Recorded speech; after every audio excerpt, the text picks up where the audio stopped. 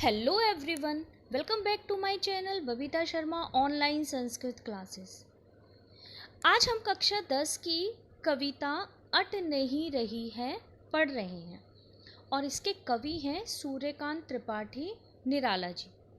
तो इससे पहले मैं आपको उत्साह पढ़ा चुकी हूँ और अगर आप मेरे चैनल पर नए हैं और आप मेरा ये पहला वीडियो देख रहे हैं तो मैं आपको बता दूँ कि आपको मेरे चैनल पर कक्षा 10 के सभी लेसन और ग्रामर के टॉपिक आपको मिल जाएंगे। और यदि आप क्लास 6, 7, 8 या 9th के भी स्टूडेंट्स हैं तो आपके लिए भी मैं बता दूं कि आप सबके लिए भी यहाँ 6, 7, 8 और 9th और 10th तक के सारे टॉपिक आपको इस चैनल पर मिल जाएंगे। तो आपने अगर अभी तक मेरे चैनल को सब्सक्राइब नहीं किया है तो प्लीज़ पहले चैनल को सब्सक्राइब करें और अपनी कक्षा के जो भी वीडियो मैंने अपलोड किए हैं वो आप यहाँ पर देख सकते हैं। तो पाठ कविता शुरू करते हैं अपनी। अट नहीं रही है।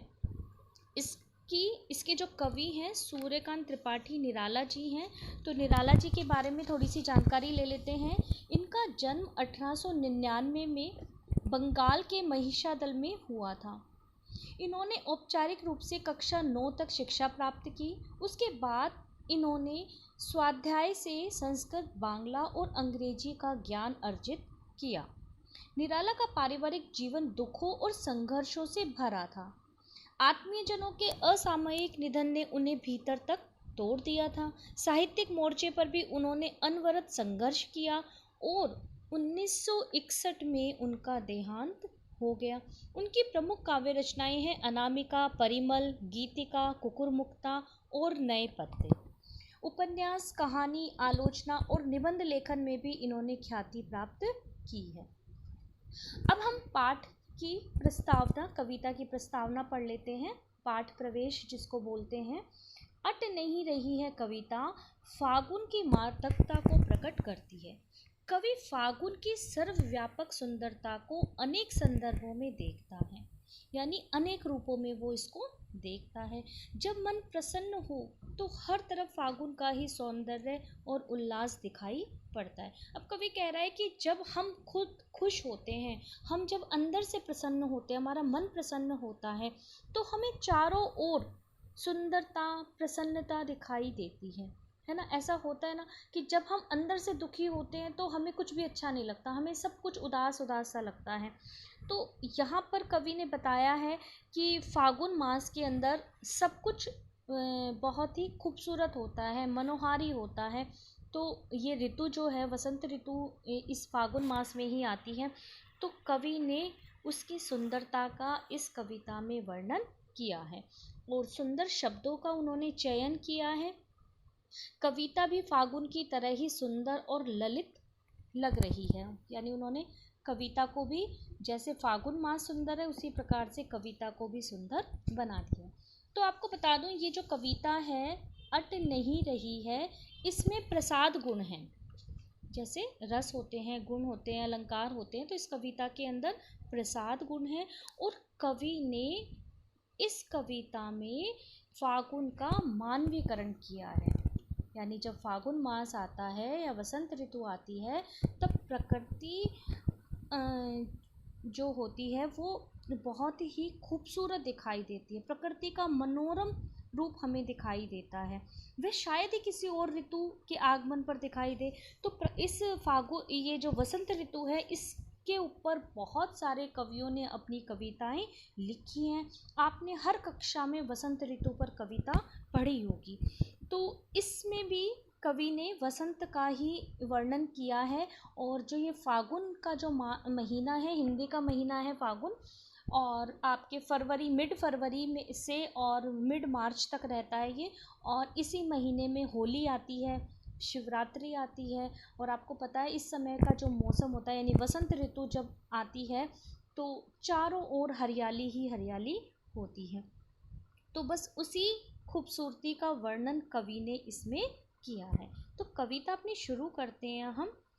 अट नहीं रही है आभा फागुन की, तन सट नहीं रही है। अब देखो, अट नहीं रही है, अट का मतलब होता है प्रवेश करना, समाना। तो कवि कह रहा है समा नहीं रही है।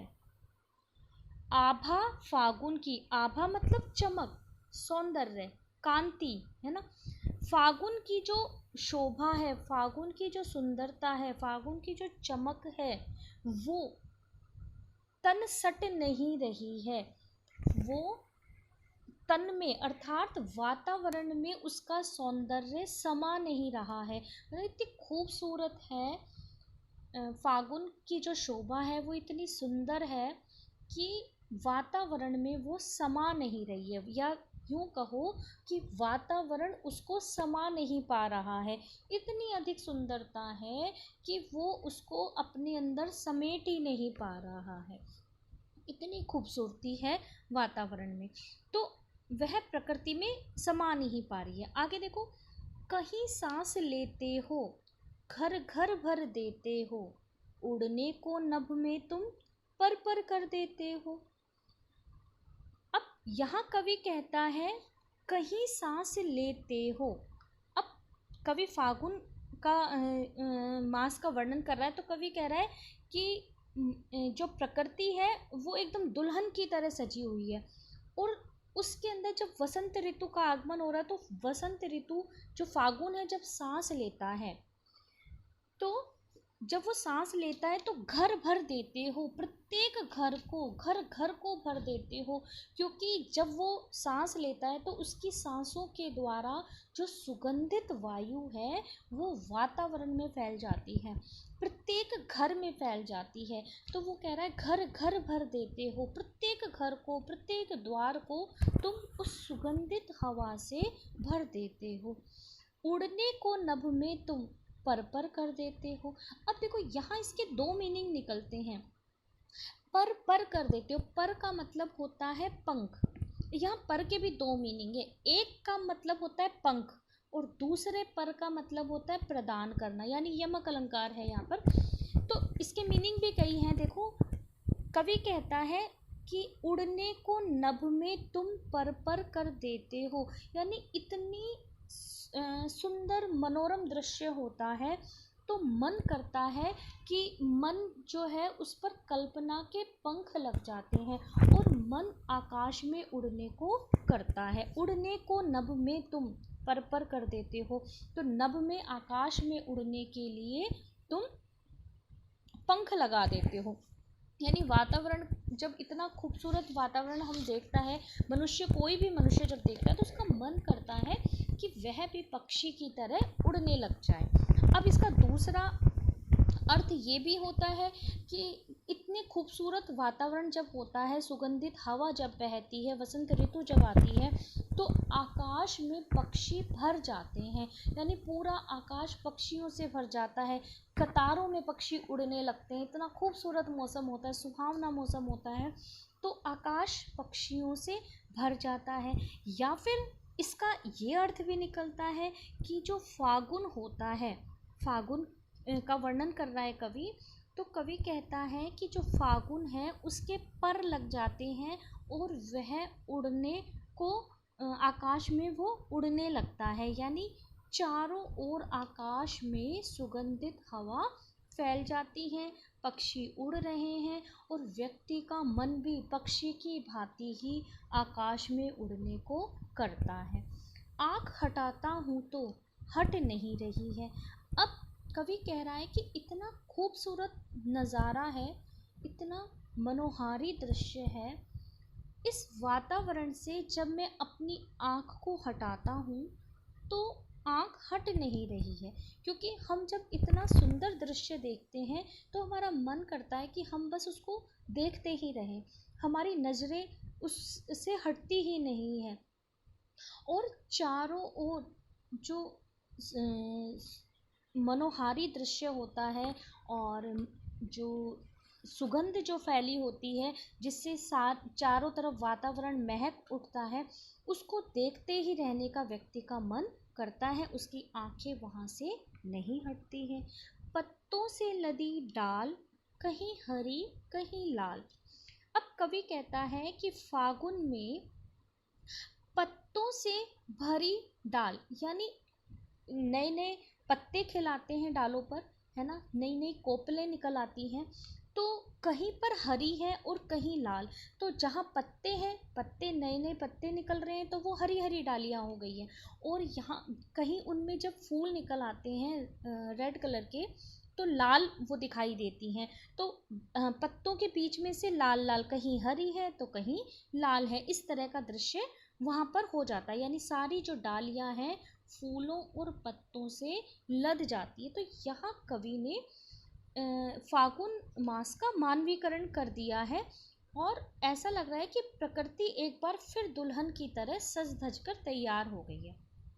क्योंकि जब वसंत ऋतु आती है तो पेड़ पौधों पर नए नए कोपल, नई नई पत्तियां, रंग बिरंग के फूल लद जाते हैं, है ना। और जब हवा चलती है तो सारा वातावरण उन फूलों की भीनी भीनी खुशबू से महक उठता है। तो उस समय ऐसा लगता है मानो फागुन खुद सांस ले रहा है ना। ऐसा लग रहा है कि मानो फागुन का महीना ही सांस ले रहा है और सारे वातावरण को महका रहा है। अब आगे देखो, अब कवि कहता है, कहीं पड़ी है उर्मे मंद गंध पुष्पमाल, पाट पाट शोभा श्री पट नहीं रही है। अब कवि कहता है कि कहीं कहीं पड़ी है उर्मे, उर का मतलब होता है हृदय पर। अब चारों ओर ऐसे वातावरण में क्या होता है, चारों ओर आपको फूल ही फूल दिखाई देते हैं। तो कवि कह रहा है मंद गंध पुष्प, मंद का मतलब धीमी, गंध का मतलब खुशबू, और पुष्प फूल, और माल मतलब माला। यानी गंध वाले, खुशबू वाले फूलों की माला, सुगंधित गंध वाले फूलों की माला इस प्रकृति के ऊपर पड़ी हुई है। ऐसा लगता है कि इस धरती ने फूलों की माला पहन ली है, या फिर पेड़ों ने फूलों की माला को पहन लिया है।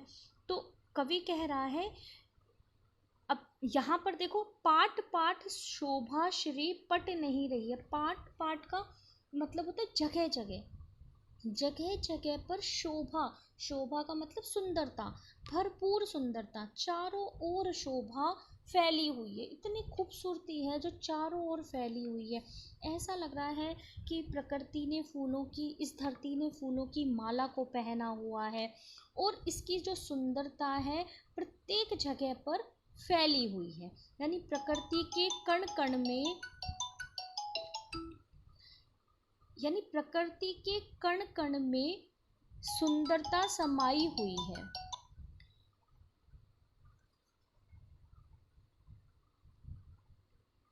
और वह जो धरती है वो इस सुंदरता को धरती में ये सुंदरता समा नहीं पा रही है। मतलब प्रकृति की खूबसूरती इसके अंदर समा नहीं पा रही है, पट नहीं रही है ना।